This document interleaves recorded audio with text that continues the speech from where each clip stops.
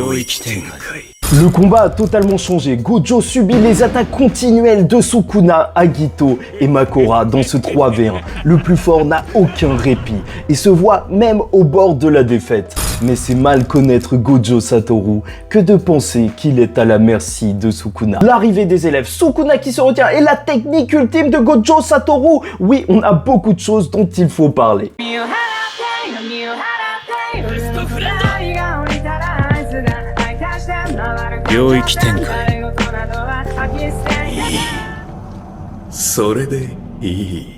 Mesdames et messieurs, ici Chage, on se retrouve aujourd'hui pour la review du chapitre 234 de Jujutsu Kaisen, la bataille décisive du No Man's Land infesté de fléaux de Shinjuku. Et purée, qu'est-ce que ce long titre va me manquer, la tension qu'il y a, la hype qu'il y a autour de ce combat juste légendaire. Et franchement, je remercie Mappa pour les images de la saison 2 et même l'opening qui est juste magnifique et qui me permet d'avoir même des belles images pour illustrer le tout. N'hésitez pas à suivre les reviews et même les spoils sur la chaîne secondaire si vous êtes intéressé, même pour connaître un petit peu le déroulé du chapitre avant la grosse analyse de la vidéo d'aujourd'hui par exemple. Donc voilà, likez, même dislikez cette vidéo si ça ne vous a pas plu, ou commentez, donnez votre avis sur ce chapitre, c'est peut-être le plus important, et abonnez-vous à la chaîne car on suivra Jujutsu Kaisen jusqu'à sa fin. Et commençons tout de suite par la première partie de l'analyse qui s'arrêtera sur le plan de Gojo et l'arrivée des autres exorcistes, et surtout le point le plus important,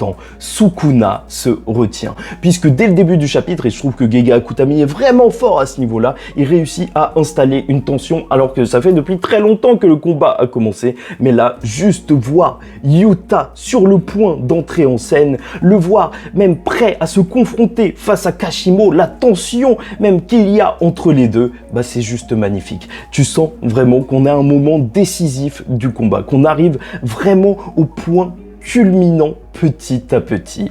Et là, il y a deux façons de penser qui vont s'opposer. Tout d'abord, celle de Yuta, bien évidemment, qui veut juste sauver son sensei. Oui, c'est un bon, oui, c'est pour ça que j'apprécie le personnage de Yuta. Il est juste incroyable et en plus, il est fort, il défonce des darons. Enfin, c'est pas parce qu'il défonce des darons que... Non, il a jamais fait ça littéralement, bien entendu. Mais il est juste incroyable. Vraiment, le personnage gentil et puissant. Et au-delà de ça, donc de l'envie de protéger Gojo, il y a Kashimo qui considère qu'on ne doit pas interférer dans ce combat entre deux guerriers. Bien évidemment, peut-être parce qu'il vient d'une autre époque, une époque où les duels de cow-boys se faisaient. Et d'ailleurs, c'est pas forcément ce que Sukuna lui fait, mais de toute manière, il ne fonctionne pas comme un guerrier, c'est un fléau, il est malveillant. Mais là où ça va être très intéressant, c'est de voir Akari qui va calmer directement Yuta. Car déjà, ce sont les GOAT de leur génération, donc juste les voir interagir entre eux, c'est juste magnifique. Mais même plus que ça, l'ordre de Gojo, et c'est ça qu'il faudra noter, c'est qu'ils doivent rentrer sur le champ de bataille une fois qu'ils considéreront qu'ils sont plus forts qu'un Gojo affaibli. Sauf que pour l'instant, ce n'est pas le cas, et même plus que ça, et ça c'est très important à retenir. Maki dit que si quelqu'un doit rentrer dans le champ de bataille, c'est bien elle, étant donné que Yuta est leur assurance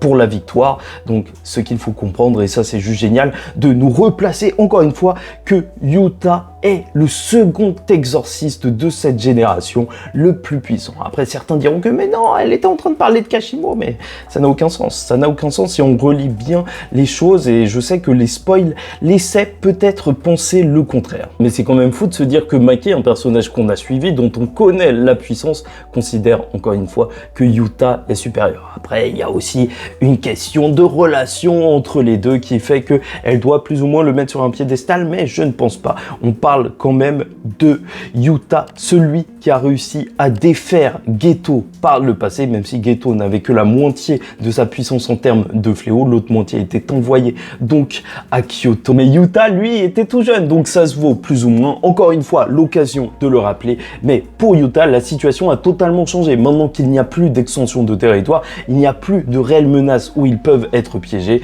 et c'est pour ça qu'ils devraient rentrer sur le champ de bataille. Et même pour Yuji, donc les deux élèves qui apprécient peut-être le plus Gojo Gojo Satoru, lui aussi, considère qu'il devrait rentrer sur le champ de bataille, pas besoin d'assurance si il gagne directement. Et c'est là qu'on va aussi avoir une autre vision, et peut-être la plus intéressante, c'est la vision de Mei Mei et de Kusakabe, qui disent que si Gojo gagne, c'est bien, ils devront s'occuper de Geto, et ce qui est possible est dans leur corde d'après eux. Après, reste à voir si c'est réellement réalisable, s'il réussit à créer son fléau ultime, et sûrement qu'il va réussir à le créer et que ça va changer toute la donne. Mais il ne faut pas prendre Sukuna pour une si grande fraude que ça, étant donné qu'il a bien sûr peut-être préparé, et c'est sûrement le cas, donc un plan afin d'affronter les élèves une fois le combat terminé face à Gojo, car il le sait, il y a d'autres adversaires et même il a des alliés. Uraume est un personnage extrêmement puissant. Encore une fois, les échelles de puissance dans Jujutsu Kaisen, c'est toute une histoire et je trouve que c'est vraiment extrêmement bien réalisé. C'est complètement fou de voir à chaque fois Gojo se battre contre Jogo, contre Uraume, les défoncer, les humilier et ensuite se rendre compte que ça reste quand même des personnages ultra puissants et c'est juste que Gojo et Sukuna sont totalement hors normes. C'est pour ça que pour Mei Mei et Kusakabe, la meilleure solution est de rester dans cet entre-deux, juste regarder le combat, car sinon il pourrait représenter certes un obstacle pour Gojo, mais en plus de ça, Sukuna pourrait lâcher sa carte maîtresse, alors que là, il doit quand même conserver de l'énergie pour pouvoir les affronter par la suite. Ouais, franchement, c'est peut-être la plus grande révélation de ce chapitre. Sukuna n'est peut-être pas si frauduleux que ça et juste se retient afin de combattre les élèves par la suite. Ouais, ça paraît quand même plutôt gros, mais n'oublions pas que les allégations de fraude sont retenues contre Sukuna aussi pour le simple fait, non pas qu'il utilise les capacités de Megumi, encore une fois, mais juste parce qu'il parle trop, tu vois. Et il arrête pas de dire que Gojo c'était un mec ordinaire, et ensuite il se fait défoncer, et il continue, il commence à parler sur Gojo, et il se prend une droite, et il est en train de cracher du sang. Donc oui, c'est ça qui fait de Sukuna le roi de la fraude. Mais bref, venons-en à cet affrontement, justement. Gojo vs les deux Shikigami, Sukuna, et surtout Makura, avec les techniques de Sukuna. Puisqu'alors qu'on retrouve Gojo, on voit que Sukuna est caché. Il arrive tout de même à gérer les deux Shikigami, il arrive à esquiver et franchement ça nous donne des pages juste magnifiques encore une fois en termes de chorégraphie avec un coup qui ressemble à un éclair noir mais je ne pense pas, je pense plus que c'est du sang qu'autre chose étant donné l'importance d'un éclair noir. Normalement c'est extrêmement bien montré. Pour rappel, Gojo est à 120% peut-être de ses capacités après un éclair noir, il est plus ou moins plus éveillé, voilà, et le plan de Gojo est d'abord de se débarrasser totalement d'Agito. Parce qu'il a beau le tabasser, il a beau lui arracher la queue, Agito se soigne, étant donné que c'est une chimère née de la fusion, certes de nuée, du serpent, du cerf, mais aussi du tigre, un Shikigami qu'on verra peut-être jamais. C'est donc la plus grande menace car ce serait très compliqué si le cerf soignait Sukuna et qu'il pouvait ensuite réutiliser son extension de territoire. Et c'est vraiment toujours un plaisir de voir la cohérence de Jujutsu Kaisen dans ce qui nous a été raconté avec Toji qui connaissait les sorts du clan Gojo étant donné qu'il faisait partie du clan Zenin et Gojo qui connaît extrêmement bien les sorts du clan Zenin et même les capacités des Shikigami de Megumi, sûrement car il fait partie lui aussi d'une des trois grandes familles. Dans tous les cas, étant donné que Agito est une créature qui peut se soigner, il lui faudra donc le one-shot, tout comme Makora. Mais ce sera la cible numéro 1. Et ça part dans tous les sens. Il lâche un coup à Makora, il esquive, il vole, il est juste hyper classe et gère totalement. Et graphiquement, encore une fois, la composition est géniale. Je trouve que c'est ce qu'il y a de plus fort dans les pages de Jujutsu Kaisen. Pas forcément le style graphique, mais purée, la composition marche tellement bien avec juste même la forme des cases et ce qu'il s'y passe à l'intérieur. Ouais, j'aime beaucoup trop jusqu'à ce qu'on arrive à la page où Agito donc utilise de l'électricité sur Gojo via sûrement les pouvoirs de nuée, mais Gojo va esquiver. Et là, c'est peut-être une chose à souligner parce qu'au moment précis où Gojo esquive le coup de Makora, Makora, bah, je trouve que l'action elle est pas réellement lisible, enfin on comprend pas forcément ce qui se passe, même si il a juste dû donner un coup et se relever par la même occasion. Mais voilà, en fait, il faut toujours le souligner parce que c'est rare que Jujutsu Kaisen soit difficile à lire dans l'action. Normalement, c'est juste excellent de bout en bout. Donc voilà, petite critique. Quoi qu'il en soit, Gojo n'a vraiment aucun mal à gérer les deux créatures et Sukuna va s'inquiéter du violet et c'est pour ça qu'il veut défaire Gojo Satoru le plus vite possible. Bon, on reviendra sur la partie où il a peur du violet à la fin de la vidéo, mais quoi qu'il en soit, c'est pour ça qu'il va appeler Makora à se réveiller. Il semblerait qu'il se cache à l'intérieur du nombre, on voit la roue plus ou moins tourner et il le dit. Maintenant, Makora n'est plus le familier de Megumi. Et maintenant, c'est surtout celui de Sukuna. Et c'est là qu'on va voir Makora lâcher un coup avec la capacité de Sukuna qui va tellement surprendre Gojo que nous aussi on va être surpris de voir le bras de Gojo s'envoler. Ouais, ça m'a explosé le cerveau, c'est ultra inquiétant, on va pas se mentir. Surtout que Gojo n'est pas dans la meilleure des situations pour perdre un bras, même si je pense qu'il n'y a pas de bonne situation pour perdre un bras, mais surtout là, alors que ses sorts d'inversion sont moins puissants, que sa régénération donc est moins puissante et qu'il ne peut pas donc juste ressortir son bras juste comme ça. Après, à la fin du chapitre, on dirait que ça commence à repousser petit à petit. Après, c'est vrai qu'en théorie, se faire repousser un bras, c'est plus quelque chose qu'un fléau fait d'habitude, sauf que là, on parle quand même de Gojo Satoru, donc une énorme maîtrise du sort d'inversion, donc sait-on jamais, peut-être que lui aussi en est capable, même si de toute manière, se faire recoller le bras, ça, c'est parfaitement dans ses cordes, et il est toujours bon à rappeler qu'un sort d'inversion est plus fort utilisé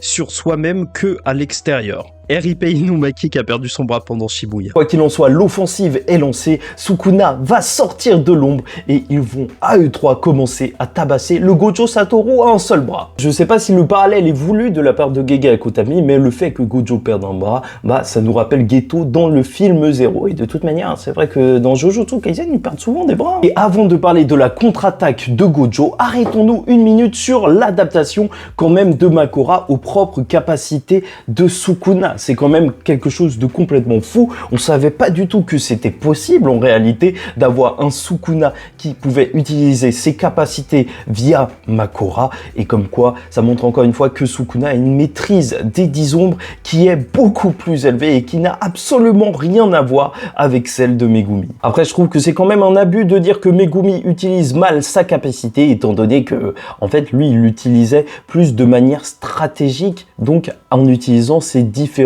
Shikigami. Là, c'est vraiment totalement une autre approche qu'à Sukuna. Mais c'est vrai que seul Sukuna pouvait même juste adapter Makora. Megumi, il n'aurait pas tenu 2 secondes sans utiliser aucun autre pouvoir juste pour adapter Makora à Gojo, crois-moi. Quoi qu'il en soit, à ce moment précis, c'est limite comme si Sukuna utilisait Makora comme une marionnette, à la manière de Mekamaru qui utilisait ses sorts via l'énergie occulte pour contrôler des marionnettes et donc même utiliser ses propres capacités de cette manière. Là, en réalité, Sukuna, s'il peut utiliser ses sorts via Makora, bah, ça fait toute la différence. Mais bon, parlons-en de la contre-attaque de Gojo, de sa technique de sortie maximale bleue et surtout le violet qui arrive. Puisqu'alors Kagito va tenter de frapper Gojo Satoru, bah là ça va juste être magnifique, juste être monstrueux quand on va voir le Gojo juste sourire, voir à quel point il est flippant, même poussé dos au mur, il est souriant et il est confiant en ses capacités. Il lui dit, tu colles pas trop sur le champ de bataille, tu fais un peu tâche, et donc va juste l'exploser avec son poing et un bleu, et ensuite contrôler le bleu avec une sortie maximale d'énergie occulte. Encore une fois, je vous explique que l'énergie occulte, c'est comme un réservoir aussi, en fait, on peut imaginer un bidon d'eau, mais même si tu as un gros réservoir, en fait, ça dépend aussi de ton robinet, du jet, donc, qui va être lancé. La sortie d'énergie occulte, c'est ça, et Gojo, là, se lance au maximum sur son bleu. Donc, le bleu le plus puissant qu'il puisse sortir. Et purée, l'image est juste monstrueuse. Voir le Sukuna qui est sérieux, alors que Gojo est en train de se battre, alors qu'il n'a plus qu'un bras. Normalement, c'est lui qui est mis dos au mur, je le répète. Mais non, c'est lui la menace. Tu vois même Makora protéger son fils comme ça. Non, c'est une dinguerie ce truc. Bon, franchement, je l'ai vécu, je l'ai senti ce drame. Makora qui se dit que sa femme est partie et qu'il doit élever l'enfant seul. Il est en train de protéger son fils, mais c'est beaucoup trop d'émotions. Et donc avec cette capacité, Gojo va juste éclater Agito. Il n'y a plus cette chimère de Shikigami qui est sur le terrain. Il a réussi totalement à s'en débarrasser. Et c'est vrai qu'on peut se dire que ça va être dur pour Megumi, puisqu'il va revenir et il pourra utiliser la technique de la voix des zéro ombres.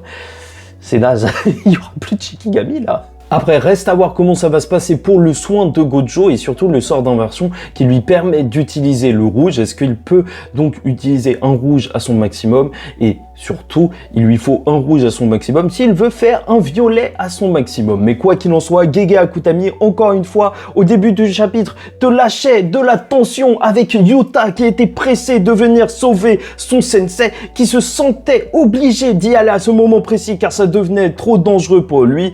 Et là, encore une fois, il relance. Le train de la hype repart grâce à Gege Akutami. Et ça, c'est juste magnifique. Juste avec la narration, lorsqu'il te dit que 41 secondes plus tard, un violet sera lâché sur Shinjuku. Et donc, peut-être et sûrement que lors du prochain chapitre, on va assister à ça. Le mec te tease le prochain chapitre et c'est ultra hypant. Surtout que normalement Gege Akutami prend des pauses toutes les 3 semaines et là, il ne l'a pas pris pour ce chapitre. Crois-moi, le prochain chapitre risque d'être juste énorme. La fiction est à son pic, la tension est à son maximum. Et encore une fois, Gege Akutami est le maître du temps dans son récit. Il peut mettre 10 chapitres pour ses 41 secondes ou un seul chapitre et je pense qu'on se dirige plus vers ça. Il va direct, c'est ça Gege Akutami. Et puis ça va être très très bon là. Vraiment, je trouve que l'auteur, il a été vraiment fort durant tout ce combat, a toujours réussi à nous garder en haleine. Après, on va pas se mentir, malgré tout ça, Sukuna a sûrement l'avantage en réalité, étant donné qu'il a pu peut-être se concentrer sur son soin, qu'il a clairement une meilleure position à ce moment précis. Tout se passera bien pour lui s'il réussit à ne pas se prendre le violet, car comme il a dit lors de ce chapitre, lorsqu'il était caché dans l'ombre, à 4 km, un violet à 120% qui était en plus boosté a réussi à détruire un de ses bras alors qu'il y avait de l'énergie occulte par-dessus. Donc là, à courte portée, juste devant lui, un 100% devrait juste l'anéantir. Tout va se jouer ici et la fin est proche. Et c'est vrai, peut-être que le prochain chapitre marquera la fin de ce combat juste monstrueux, parallèlement au début de Shibuya dans l'anime. Là, ça ferait une semaine Jujutsu juste énorme. Enfin bref, globalement, le chapitre 234 de Jujutsu Kaisen annonce un moment fatidique. Gojo combat 2 Shikigami surpuissants et Sukuna. Mais même en perdant un bras, Satoru continue et atteint son objectif, défaire Agito, la créature capable de soigner Sukuna. Désormais, Sukuna et Makora doivent tomber et le départ est donné. Dans 41 secondes, un violet frappera Shinjuku. Dans 41 secondes, l'attaque qui à 4 km de distance a détruit un bras de Sukuna reviendra. Dans 41 secondes, la capacité qui peut anéantir Sukuna sera lancée. Dans 41 secondes, les dernières forces de Gojo Satoru vont être déployées et il sera temps pour nous de voir le plus puissant sort du plus fort. My best